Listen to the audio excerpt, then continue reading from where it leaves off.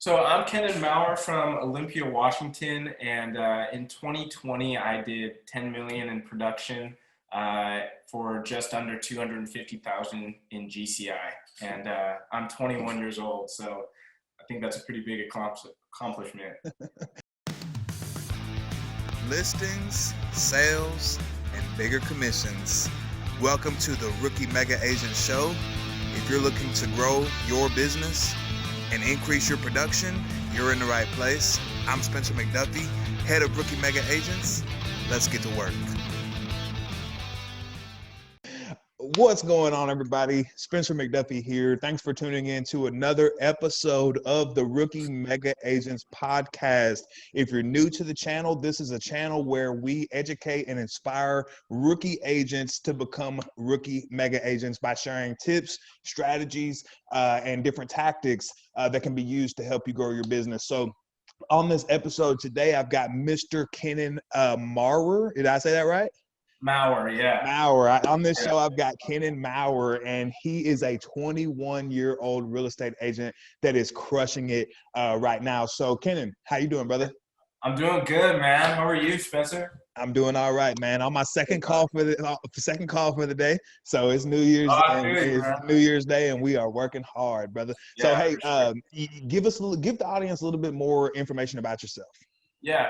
So when I started real estate, I kind of got off to a slow start. So I'm actually in my third year now. Real estate was my very first career out of high school, and that first year I actually only did 2 deals. I didn't really have direction.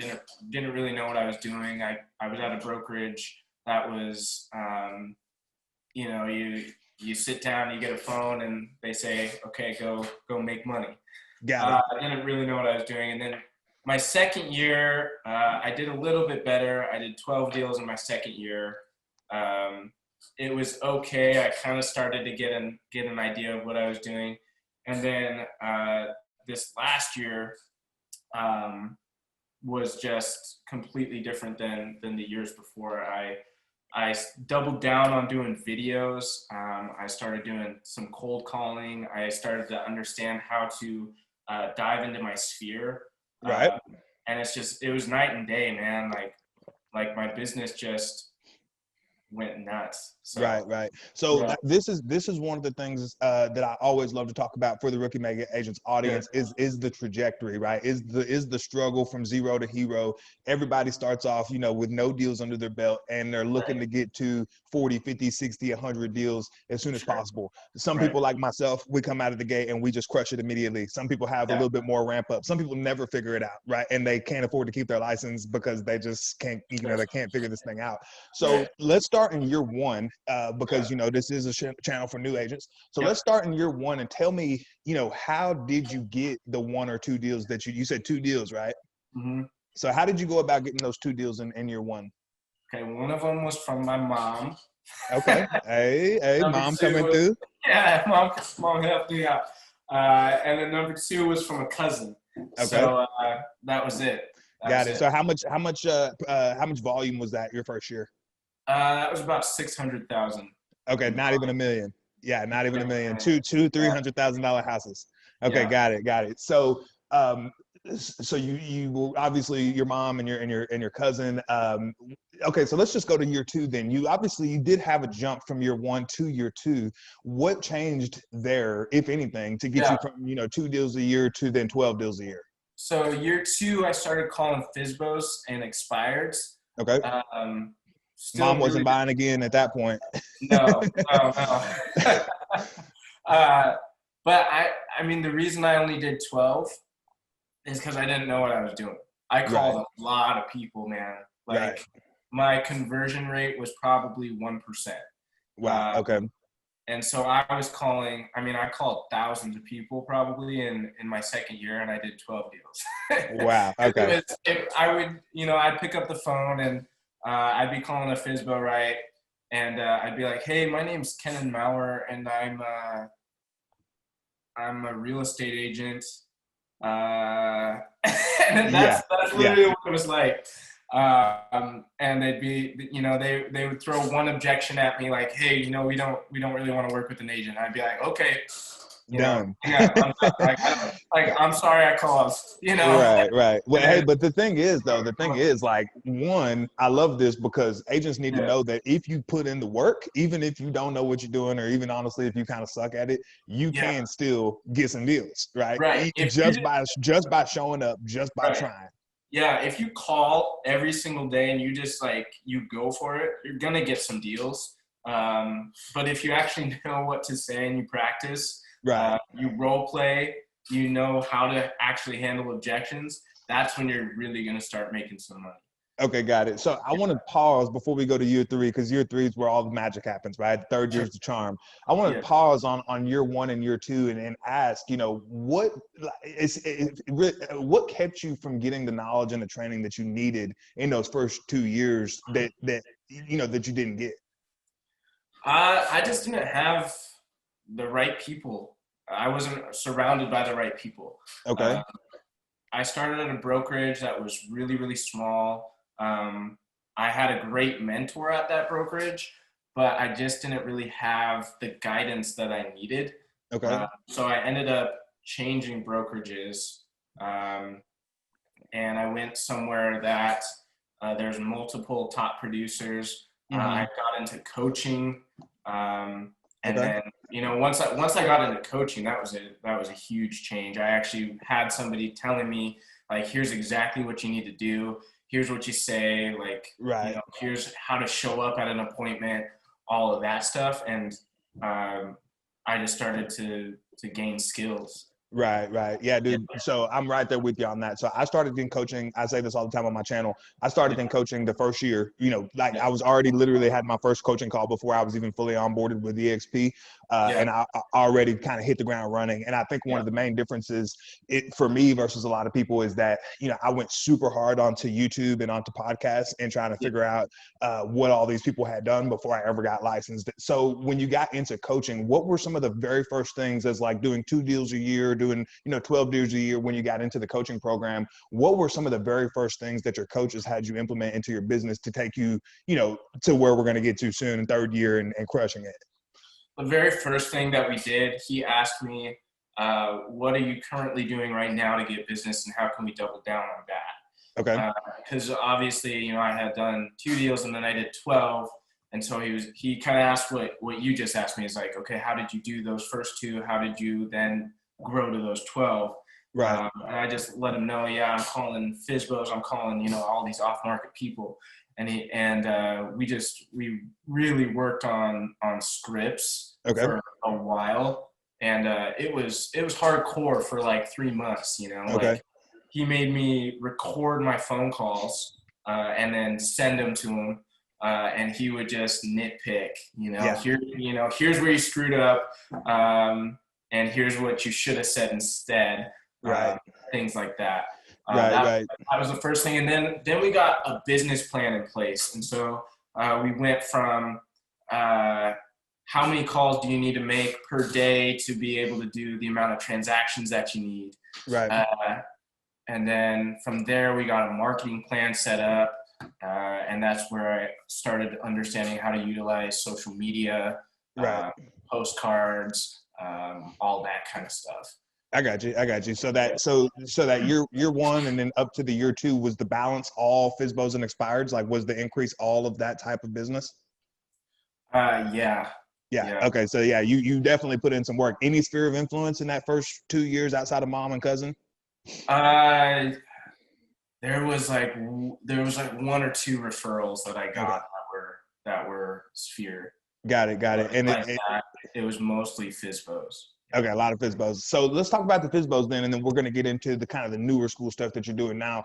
Cool. What were you doing with the FSBOs? Obviously, you were doing scripts and dialogues and practicing on your skills, but give me some actual meat and potato tactics that you were using, that so when somebody watches this call, they can immediately get off the call and go do some stuff with a FSBO.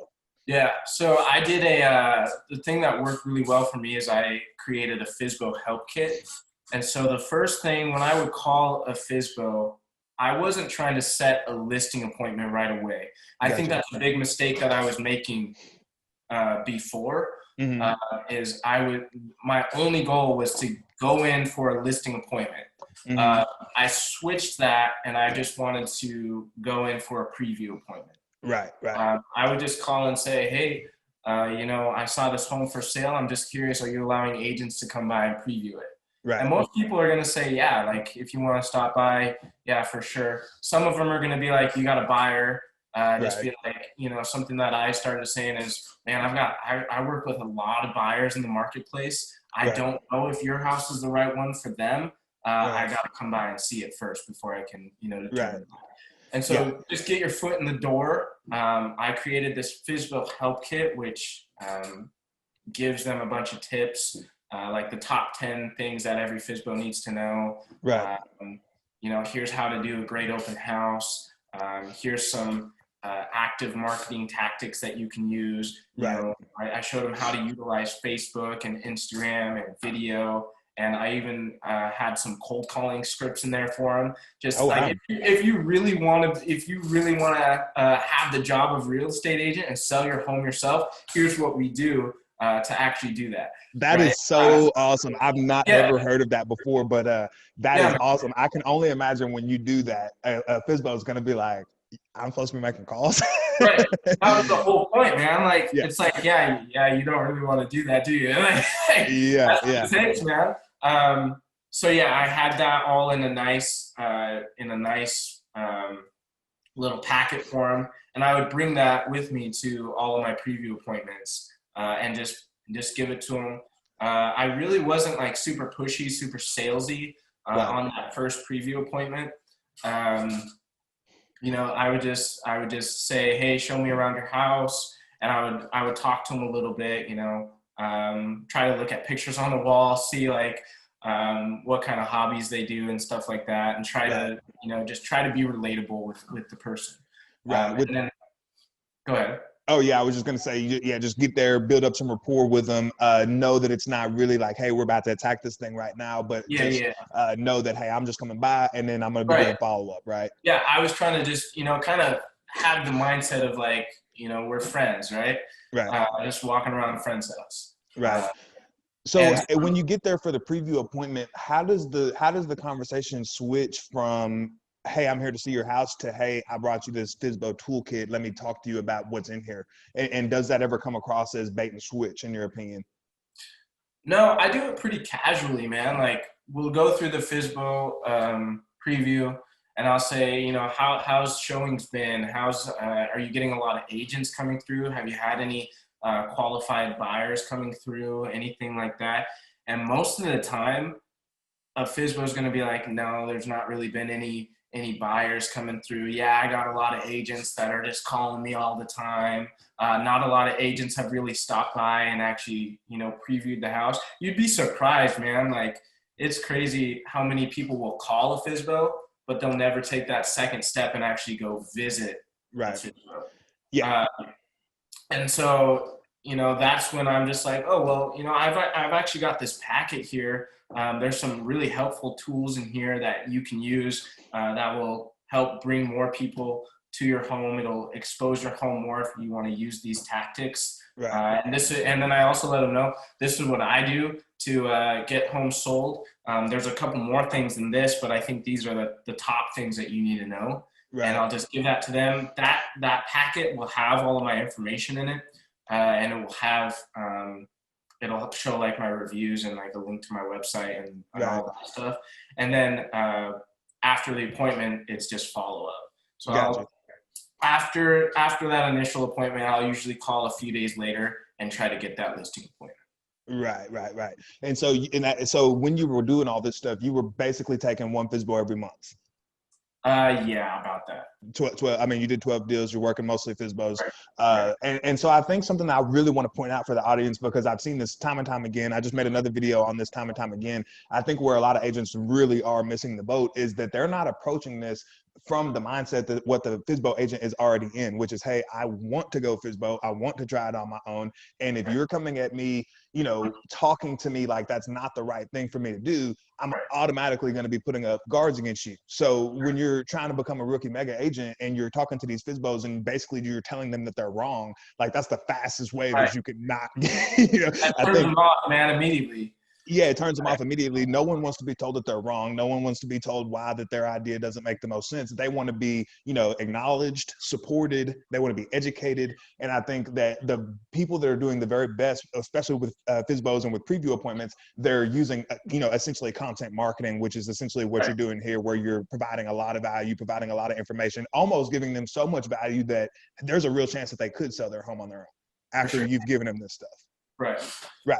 I think that the thing with FSBOs, right, is that they don't want to pay a commission, right? But here's the problem. They're looking at their neighbor's house that just sold for $350, and they're listing their house for $350. The thing that they don't understand is neighbor over here had that built-in commission, right? Because they were paying anywhere from 5 to 7% for you know, their agent.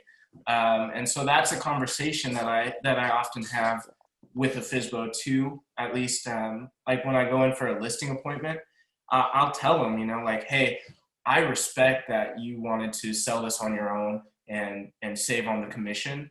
But you have to also understand that the commission is really more of an investment than a cost. And you also have to understand that my job is to help you get more for your house than you know, what you could get on your own. And so there's been several instances, man, where my commission pays for itself because we get over asking offers. You know? So yeah, you can't argue with that. Makes for a great story on Facebook and testimonials. So that's awesome, man. So you got into business, didn't really know what you were doing. You had a couple people reach out to you that were family. They bought it or sold. And then year two, what you really did is really started focusing just on the FSBOs, working on your scripts and dialogues.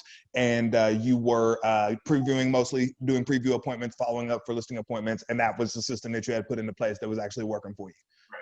And so the problem is you want to grow even more, right? And the FSBOs, what made you not want to scale up maybe with, well, I guess let's go into year three. What was your production in year three looking like as compared to the 12 deals that you did in year three? This would be 2020. Yeah, I did 32. Okay. So I went from 12 to 32 in 2020. Right. Okay. Awesome. And so, but that was completely different. So I was still doing FSBOs, kind of.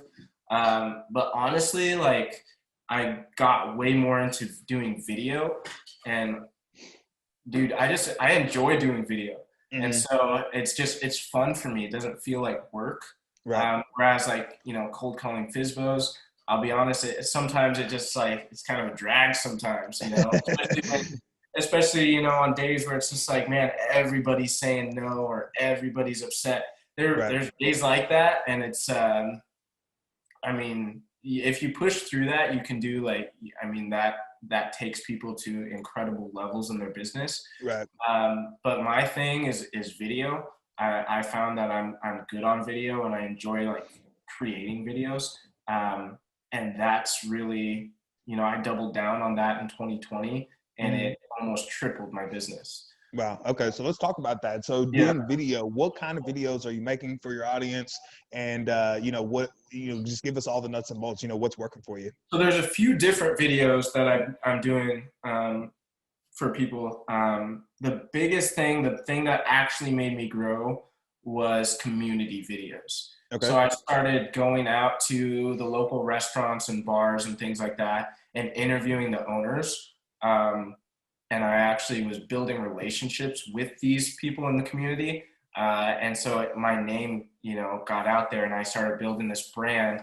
And then pretty soon, like there was an instance like 2 or 3 months after I had started doing these videos, I went to the bank to turn in a check, and the bank teller was like, I know you from somewhere. She was like, are you on TV? Like, you on TV or something? And I was like, no. And she's like, I swear I've seen you like somewhere. And I was like, oh, I do these like local like community videos. And she's like, yes, I've seen you on those. And that was like the moment that I realized, I was like, okay, these are working, because like all these random people are like seeing me on this. basically the idea behind those videos was try to use bigger businesses in town, people that are bigger than me, more well-known than me, get on their Facebook and Instagram profiles, Mm-hmm. promoting their business. And then, people will then, try to figure out who I am through that. So I was just using other people's audiences to grow my own audience. Yes. Yeah. I mean, that's fundamental where you're talking about using video. So for the rookie mega agents listening, this is a fundamental foundational principle. This is one of the fastest ways to grow a YouTube channel, an Instagram page, a Facebook business following. All of these are going to use a similar, if you can build your audience off of the back of someone else's audience who already has 50,000 subscribers, 100,000 subscribers, your audience is going to flourish very, very quickly. If you can get Grant Cardone on the podcast, it's going to blow up. Right. Exactly. Right. So that was kind of the mindset behind that. And then from there, I started actually getting referrals, right? Because I was bringing, I would do a video for a coffee shop, right? And it would get 15,000 views. And I would get phone calls from those owners being like, hey, we had like 1,000 people this week come in and say that they saw your video and that's the reason that they stopped by. Right. And so when that starts to happen and you kind of start to scale that, right, the referrals just start to come in. Yeah, that's nuts, dude. And that's what started happening for me. So it and that was cool because it was like, man, I can do a whole lot less of cold calling, and I can just do these videos, which is super fun for me. I can get out and talk to people that I want to talk to, learn their stories, and they'll send me referrals. And it worked out really, really well. That's amazing, dude. So basically interviewing local businesses, interviewing local business owners, how does that look? How do you go about setting that up? Do you need to call the coffee shop owner? Do you just go and just start randomly videoing without permission? Are you interviewing the manager? Are you just kind of doing it yourself? Like, how does it actually look? I started with networking groups. So I was in a networking group and I let people know, hey, this is the idea that I've got. I want to interview different business owners. I started with the people in that networking group, some people that different restaurant owners or whatever. And then from there, I was like, who do you guys know that might be willing to, do an interview with me? And the thing for my videos is that we had really high quality videos. So people really wanted to be on my show because it's, it looks cool and it's fun and stuff like that. So okay, so you definitely were doing interviews. Were they all interviews with an owner or somebody in charge? Yeah. Okay, cool. So not just randomly walking in, just starting doing videos without permission. You kind of because honestly, when I started mine, that was exactly what I did. Like I didn't ask permission. I didn't interview anybody. I just went in and started taking video of the coffee shop, talking into the camera, and it worked. And that's cool too. It could probably work out. But why not make those connections, right? I think having that connection piece with the actual owner or the person in charge, that's where you're going to get some business because you actually have, there's something there. Right. And why not? Well, why not make that connection? When I did mine kind of that way without permission and stuff, it definitely came around full swing. That owner was looking for me. That owner was he was like, I don't know who you are, but like you did this video about my business and I want to find you. And then he was like, I want to buy another restaurant, in the next town. I'm going to be buying it in cash and all this stuff. So, I mean, I only did a video like that literally one time. And I've experienced the same things as what you've experienced. People around town saying, hey, I know you, or dude, you're Facebook famous and like all this kind of stuff. So you're doing the business interviews and that's really working for you. Mayor of your town type content is what I call that. What other types of videos outside of, check out this local business are you doing as well? There's two other types of videos that I'm doing. Educational videos, just random tips about, here's the top 10 things that every expired listing needs to know, or, just random, here's the 5 things that you can do to make sure that your house is picture ready. Right. So, okay, so that's really good stuff, and I want to talk Yeah. about that. Where are you putting this content? Like when you make those kind of videos, like obviously your interview videos, I'm sure you're just sharing them to the masses, Facebook, personal Facebook, business Facebook, they go everywhere. But if you're making a video, say for an expired, how do you get that video in front of them? And are you only trying to get it in front of them versus a wider audience? Yeah. So with like FSBOs and expired specific, I actually, so this it's pretty complex what I do. So I have CR Interactive, which is my CRM. Right. I have BombBomb and stuff. And so I'll have campaigns in my CRM and in BombBomb, and I'll upload those videos into there, and I'll have like an actual campaign that's all planned out for expires or for FSBOs. Right. And then the only real equation piece that's missing is their contact info. So, usually I'll have their contact info too, just because, I'll look it up on whatever platforms that I use. Right. So I might not have their email address. Yeah. But with my CRM, I can actually text these videos to those people or text a link to the video. Okay. And so that's what I do. So we're not talking just like video in the way that a lot of people think, and even I was thinking of it, which is, hey, here's video for social. We're taking video off of social. Yeah, we're going like direct to the consumer via text, BombBomb text, and BombBomb emails. Yeah, and you're doing this essentially like you have a series that you've developed, and then you're shooting that out on an email list. Video 1 week 1, video 2 week 2. Yeah, and it's the same for everybody. Yes. Okay. So how do you manage? I'll have specific. I have a 5-part series for expireds and a 5-part series for FSBOs that are videos. And then on top of that, so I have a 10-point follow-up plan that doesn't involve phone calls. So it's videos and postcards that goes to expireds and FSBOs. So on top of that, at the beginning, before I start that follow-up process, I'll try to do a preview appointment. Right. And halfway through the follow-up, I'll do a phone call or two. Right. Okay. And are you finding that by putting these people into these this is awesome. This is great. Are you finding that putting people into these funnels that they're just reaching back out to you, or like, what's that conversion of like, hey, I need to call and set an appointment versus, hey, I'm giving you all this great content. Call me when you're ready. Yeah. You got to call them again. Like when I started this whole thing, I was like, oh man, like people are going to call me now, right? Expired listings are going to call me, or FSBOs are going to call me. Not at all, man. It's not happening at all. No, but what I will say is that the calls, when you call the follow-up, those go way smoother because they actually know who you are. Right. It's not, their guard is a lot less down.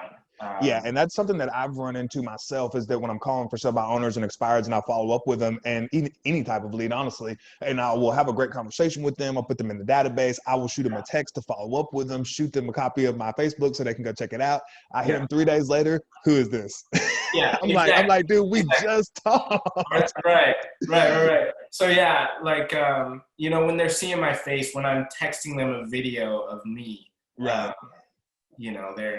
they obviously know who I am because I say my name in every video. And they just have 5 of them. So yeah. That's awesome, dude. Okay, so you definitely need to follow up with them. And then, so you're doing this with the expireds, and you're doing this with Facebook, and or with the expireds and the FSBOs, and then you're going on Facebook and you're doing these wider audience campaigns that are more geared to the general public, right? Correct. Yeah. Okay, cool. And so working those FSBOs and those expireds like that, like how many deals are you generating, I guess in 2020, using this formula of and I guess let's stick with FSBOs because we really haven't talked about expireds yet. Like how many of these are you generating from this process that you've implemented? So I only have been using that process for like 3 months. And in the last 3-ish months, I've gotten 5. Okay. And quite honestly, there hasn't been a ton of FSBOs and expireds in the last couple of months in my marketplace. So I'm, 5 is decent. Right. But, you know, like I said, FSBOs and expireds weren't really my main focus in 2020. It was a lot more my larger, more general videos. Right, the larger, more general business owner interviews and stuff like that were definitely were. So I guess what I want to do before we kind of transition back over to the wider audience stuff is, you know, the rookie mega agents that are listening to this, they can see that, you know, basically with FSBOs, at least what we've talked about is if you can call them, set a preview appointment, which is ridiculously easy, go over there, visit the home, build up some rapport, implement a follow-up system using text, phone calls, and video, like what you've been doing, you know, you feel 100% sure telling our audience that, you know, this is going to work almost at any level of skill that you have. Absolutely. Right. 100% easy. You could be doing anywhere from 10 to 20 deals of, you know, 10 to 20 deals a year in a regular market that has some FSBOs just using this one strategy. For sure. That's awesome. Yeah, I agree with you. Dude, you can even, you can send a text message to a FSBO just saying, hey, saw your house on Zillow for sale by owner. I was just wondering, are you allowing agents to come by and preview it? Right. And they're going to say yes or no.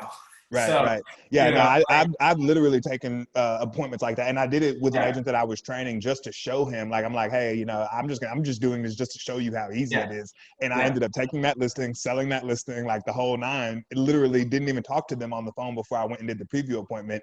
And she told me on the preview appointment, she knew every agent in my area. And if she ever did list, she was probably going to list with them. But who was the person that previewed? Who was the person that sent comps and added value and did bomb video? And who was the person that called them back and said, are you ready to list a home? And she was like, yeah. One of the scripts that I found that works really well for me with FSBOs is not are you allowing preview appointments, but are you the best person to book a showing with? Or are you the best person to book a preview appointment with? Or is there someone else that I need to talk to? That's a good idea too. I've liked that because it's like, it's an alternative close and they already know I'm coming right at the gate. I'm not even giving them an opportunity to say no. And a lot of these times FSBOs, they really don't know what a preview appointment is. So I feel like the way that I phrase it makes it seem like this is something that they're supposed to be doing. Yeah. That's a good idea too, for sure. Cool. So let's transition then and let's briefly talk about the expireds, right? So expireds are obviously going to be a little bit of a different process, a little bit different of an avatar in terms of what that client looks like. How are you working the expireds? How big of a portion of your business is that? And then we'll kind of get back over into the bigger concepts of things. Expireds are way smaller than FSBOs. I personally have a way harder time with expireds because they're harder to get a hold of. A FSBO, obviously, like they're going to answer their phone because it might be a buyer, right? Whereas an expired, they know that it's pretty much just agents that are calling them. Right. And the other thing with expireds in my marketplace is right now, just the way the market is, we're getting like maybe 4 a month. So maybe 1 a week. Right. And quite honestly, that's just like, there are literally so many agents that are working expireds in my marketplace. Right. Like 1 a week. I mean, the odds of you getting that are pretty slim. Right. And so it's expireds have been a lot harder. I actually only sold 2 of them in 2020. It's interesting that you say that because I kind of feel the same way and experience the same way. And I was selling expireds at a very high level, even higher than FSBOs. I think my first year I sold like 20 plus expireds.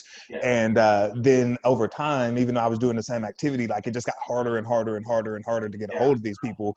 And now it's actually a very small portion of my business just because it's not, you know, you sit there and you're making all these calls and you're just listening to the phone ring. Yeah, exactly. I think that's going to shift pretty soon, actually. I mean, obviously, nationwide, prices have been crazy. And I think, you know, eventually there's going to be a shift, and expireds are probably going to, you know, be more of a solid lead source. But right now, just the way the market is, it's tough. Right. I got you. So going back to the video, then we know you're doing some video off of social, which is great, bomb and text messages, on actual social media, Facebook and Instagram and YouTube, you know, apart from the interviewing business owners on there, what other types of videos specifically on social are you using? Listing videos. Okay. Yeah. Listing videos that have me in the video. So I'll introduce the house and then I'll do a closing you know, after the video's kind of gone through the whole house and shown it and everything. Gotcha. That is a really good lead generation tool. Right.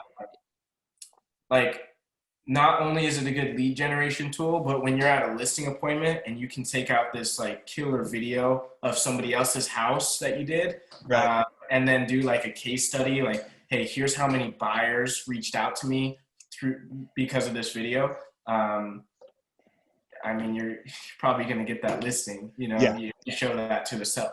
Right. So those have been my second best videos behind the community videos. Community videos come first, listing videos come second. I do a lot of listing videos too. I probably do too many listing videos, honestly. I need to switch and do a little bit more community-based stuff.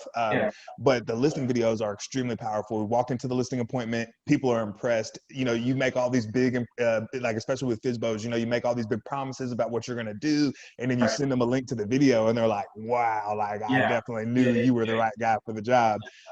So you're finding that using the listing videos is not only helping you to generate leads online, but also to set more appointments and to convert more appointments. Because and also, I mean, I've sold houses from doing a video. I've double-ended, you know. I'll do the video for a listing that I've got, post it on Facebook, and then I've had buyers message me directly being like, hey, I want to put an offer in on this house. Don't even have to show it to them, especially in the COVID environment that we just came out of. I sold multiple houses last year just through a listing video. Wow. So yeah, there were several deals. There was 6 deals that I double-ended in 2020 through a listing video. Yeah. Video is everything, man. So let me ask you this, because I know some of this stuff we might know, but I want to make sure that I'm asking the lower basic questions so that people really understand the nuts and bolts. When you're going out and you're making these videos, like, what does your setup look like? What kind of gear are you using? Are you hiring a videographer? Who's doing the editing? Like, how's all that working? I hire a videographer. He takes care of pretty much everything. Literally, I just do like at the beginning of the video, it'll be like, hey, I'm Ken and Maurer with Northwest Home Team Realty. We're standing outside of 123 Main Street. It's a 3-bedroom, 2-bath home on, you know, 1/4 acre lot, 1,600 square feet. Let's go take a look. And then the video will go through the house, and then usually I'll walk out the back door or something. They'll get a shot of me doing that. And I'll just be like, hey, if you want to see any more of this house or have any questions or anything like that, give me a call at blah, blah, blah, you know, and then that's it. It's usually like a 90-second to 2-minute video. Something short that the people can get. It's pretty straightforward, you know. It's kind of exactly what you would expect. Right. But you're hiring a videographer. And so if you don't mind me asking, and you definitely don't have to share, but like, what is the cost of, like, you know, if you're doing 35 deals a year and maybe 25 of them are listings, you know, that's definitely going to be an expense that's adding up. Like, how much should people expect to pay to hire a videographer, and how does that process work? Yeah, I would say anywhere from $200 to $500 per video. Now there's some places that you can go to probably get cheaper than that. If you're in a place where there's like a lot of college students or even high school students, you can, you know, put something on Facebook first. You can also use Craigslist, but I would say Facebook first, and just see if you have any friends that are into video. And if you don't have any friends, maybe one of your friends knows somebody that might be interested in doing video, and that's probably going to be the cheapest way for you to find somebody. And so this is something that's interesting, and I think it's a great question. I'm glad you were willing to answer it. Is because this is one of the reasons that I stopped hiring a videographer, because it got to be really expensive, and I just got tired of paying for it. And I felt like it was very difficult for me to communicate the vision. That was something I kept running into. I'm like, you know, I feel like this is very easy and logical and straightforward, but like, you're not getting it. You know what I mean? Like, and I'm having to explain all this stuff. Like, I wonder how hard is it for me just to go and do this action, right? So I've come across a tool that I want to share with the audience now called Viva Video. I don't know if you've ever heard it before. but I've played with a lot of video editing software and I suck at all of them.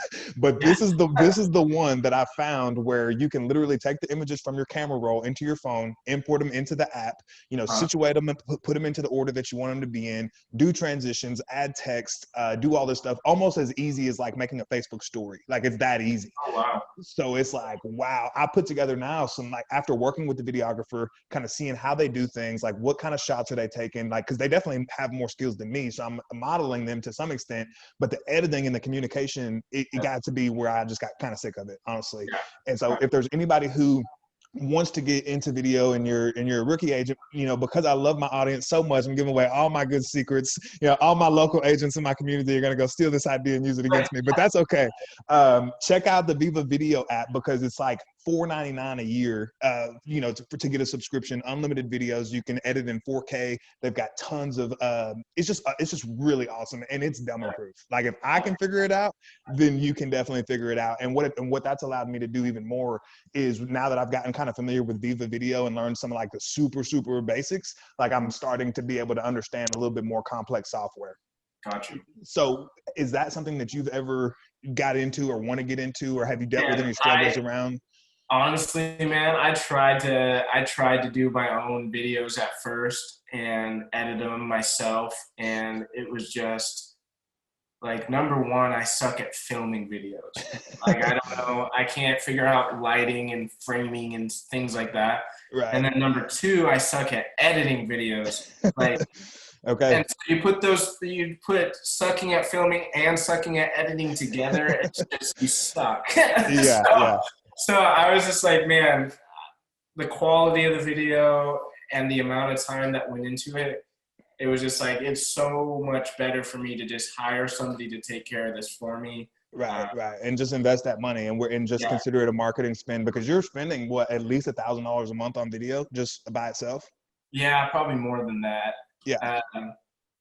But I mean, I also have to look at how much money am I making from video and how much time am I spending with it. Right. Yeah. And so I want to ask this. I got two questions. So on the interviewing local business owners and stuff, are you also using a videographer for that? And are you batching that content where you're interviewing like 4 or 5 people in one day, or are you doing like, how's your schedule look for interviewing the local business owners? Yeah, we'll usually do 2 or 3 in one day. And then with other videos, so usually what my video schedule looks like is we'll pick, 2 or 3 days in a month to do as many videos as we can. Of course, if I have a listing video, obviously that might be a little bit different. Yeah. But by shooting multiple videos all at once, that keeps my costs down for sure. Right. Yeah. So your videographer is more affordable. You get a better rate. No, that's something I'm asking personally for myself, because as I implement your idea to go do these community videos, I don't know that I want to edit them and do them all myself, but I also don't want to be doing this every freaking Saturday, either. Right. Okay. And another thing about my videographer is, like, it took me a couple different videographers to actually find the one that just like fit. Right. And the guy that I have now, he knows exactly what I want. Right. Like, I don't even really have to tell him like what I want the video to look like. He just kind of knows. Right. And so that's why, that's another reason that I prefer to pay a videographer. Yeah, because he gets the vision, right? So I feel like if I found that, I would be right there with you. But everyone that I found, it's like way off from what I was kind of wanting. Like, cool, but like, I had a specific vision and I can't get them to recreate that in my mind, Yeah, and that's the thing too. You have to find the right videographer. Right. Not every videographer is going to work. Right. Are you running ads against these videos? Sometimes. I'll run an ad for a listing video, but like a community video, probably not gonna. Most of my community videos will get like 30 to 40 shares organically, and that'll get me 9 or 10,000 views. So it's like, I don't really have to do much more than that. Yeah, look, Kenan, bro, please take my advice on this. Yeah. spend some money on video, dude. Like, you're already you're making a freaking $500 video put 20 bucks behind it on Facebook, dude. Like if you're getting 10,000 share, if you're getting 10,000 views organic, you're probably going to get 100,000 views if you put 20 bucks on it. You know, 20 bucks, and you can generate leads, you can get a wider audience, and you can then, if you're using Facebook business at a high level, when you're generating these leads and this interest, you know, you can get those leads straight into your CRM and start following up with them. Whereas with the personal Facebook, you know, somebody might reach out to you and DM you and all that, but I really doubt you have that CRM integration on the personal side of things. So you're manually generating these leads, manually transferring them over. Dude, with the amount of investment that you're spending, it's not a lot more money, but the reach is way better. I feel you, man.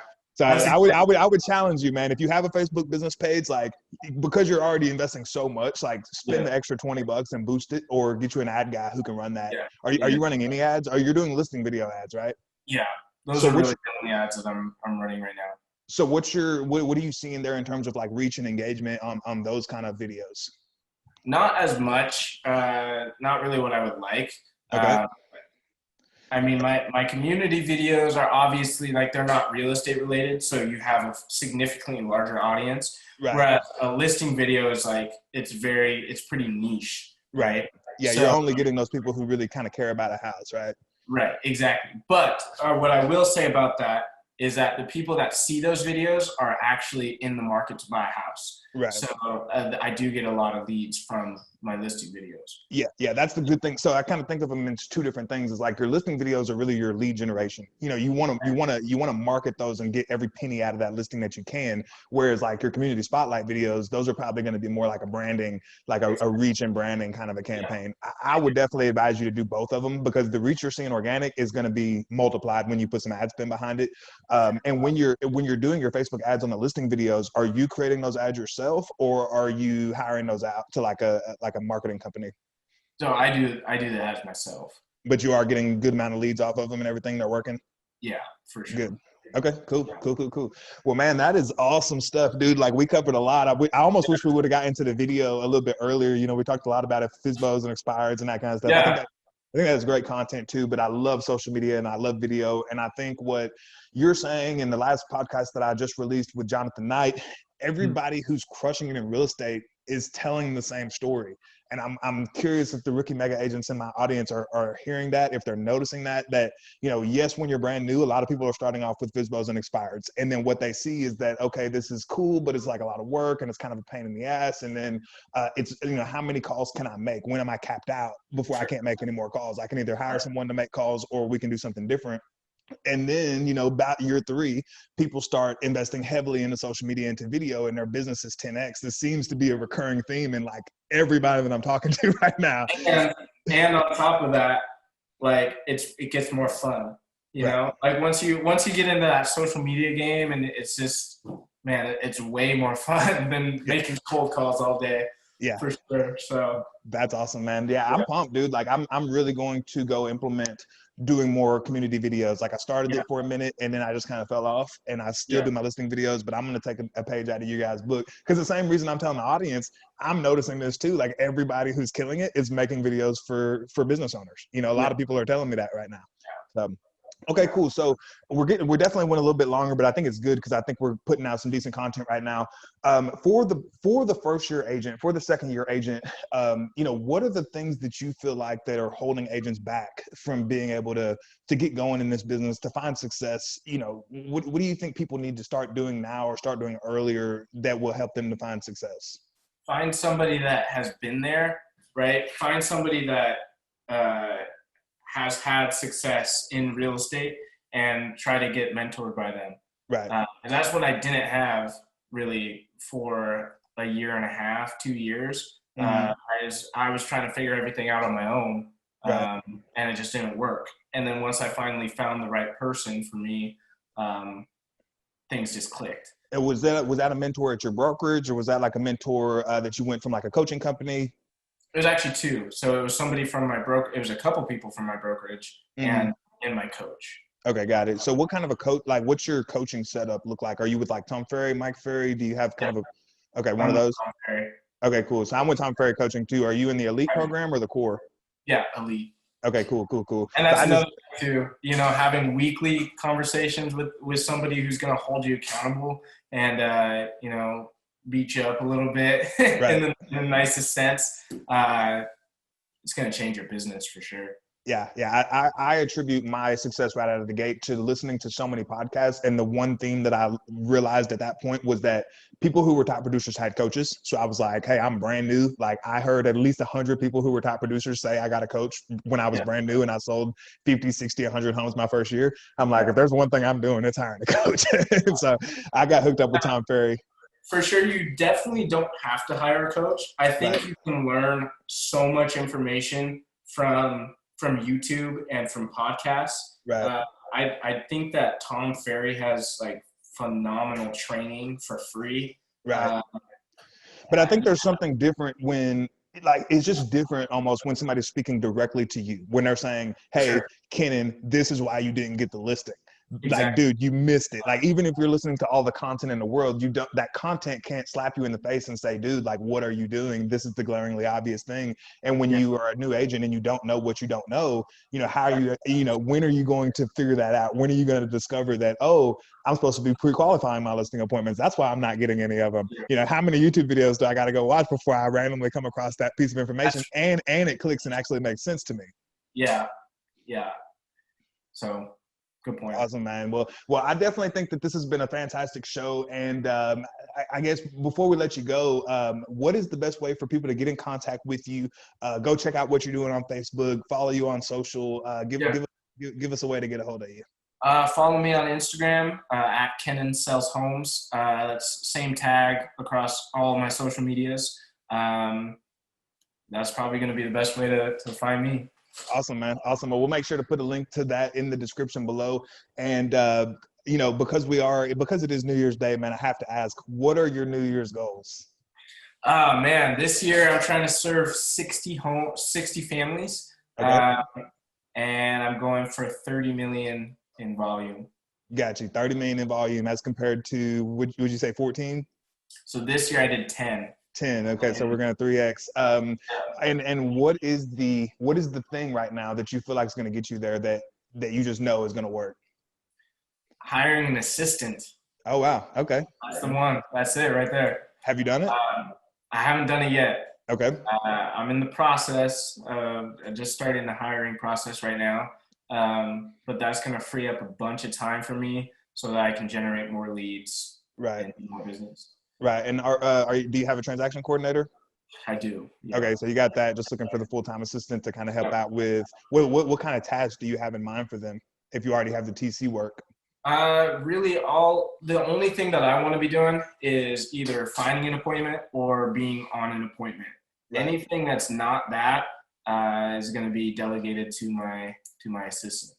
Wow. Yeah, that's gonna be killer, dude. That's gonna take you pretty far. And then I guess with going into this new year and talking all about video and implementing all these things about video, are you implementing any other lead sources besides the FSBOs and expireds right now in video, or is that pretty much your game plan for 2021? Is FSBOs, expireds, and then doing this video? So I do have another idea. We can't get into it too much, but my wife and I just bought a coffee shop. Okay. And so we're going to be utilizing that and doing some community-oriented stuff that's branded for my real estate business, but also for the coffee shop. So it's going to be a whole thing. But we'll save that for another video. Yeah. No, that sounds good, man. That sounds good. Well, everybody, thank you so much for tuning into the episode. I hope you found a ton of value in this episode. Kenan has shared with us how to take FSBO listings easily with minimal work and effort and skills, right? He's shown us how to do some expired listings. He's shared with us how he's texting, emailing bomb videos directly to these lead sources. He's told us how he's generating leads on Facebook using listing videos. He showed us how to improve his market share and his brand awareness in his videos using community-based spotlight videos. Guys, this podcast has been full of actionable content. The only thing left to do is go and do some work, because Kennan's gave you the whole recipe right here. I've used it, he's used it, other people are using it, and it's working. So go get to work. And Kenan, do you have any final thoughts for the Rookie Mega Agent audience before we get out of here? Be consistent. That's the key. Be consistent. That's true in all things in life. That's it. All right, man. Well, hey, thank you so much for being available to share your story, man. I really enjoyed it. And let's keep in touch for sure, man. Yeah, not a problem, man. Let's keep in touch for sure. Hit that goal this year. My goal is 150 units. We'll see if that happens or not. But we'll have to keep in touch throughout the year and give each other some motivation, especially since we're, Tom Ferry together. So absolutely, man, for sure. Awesome, man. So everybody go check out Kenan on Facebook, follow him on social, follow him on Instagram, go see these community spotlight videos. And then only thing left to do, you can't make any excuses after that, guys, because now you got the whole playbook. So, all right, Kenan, man, I'm going to let you go, and we'll talk to you later. All right, man. Peace out. So there you have it, folks. Hope you enjoyed the content. If you would like to book a one-on-one call with me personally to discover some tips, tricks, strategies to grow your real estate business, you have an opportunity to do that. Book a one-on-one call with me using the Calendly link below.